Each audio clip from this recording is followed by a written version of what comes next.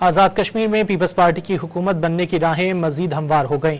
Tehreek Insaf Azad Kashmir forward block کے 9 وزراء Peoples party میں شامل ہونے کے بعد پیپلز پارٹی کی حکومت سازی کے لیے مطلوبہ تعداد پوری ہو گئی۔ صدر مملکت آصف علی زرداری کی زیر قیادت اہم اجلاس میں مقبوضہ کشمیر میں حکومت بنانے کا فیصلہ کیا گیا تھا۔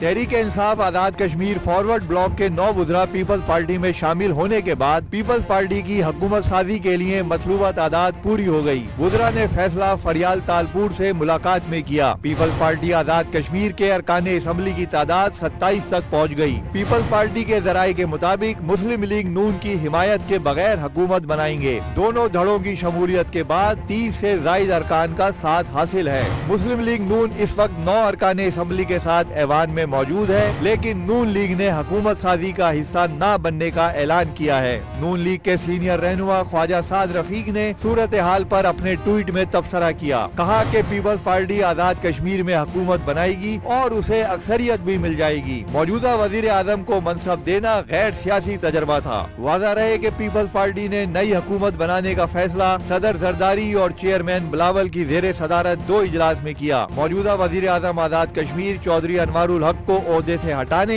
اور نئی حکومت بنانے سے متعلق حکمت عملی طے کی گئی۔ صدر پیپلز پارٹی آزاد کشمیر چودھری یاسین نے واضح کیا ہے کہ وزیر اعظم کون بنے گا اس کا فیصلہ پارٹی قیادت کرے گی۔ اگر چودھری انوار الحق نے استعفیٰ نہ دیا تو تحریک عدم اعتماد کے نمبر پورے ہیں۔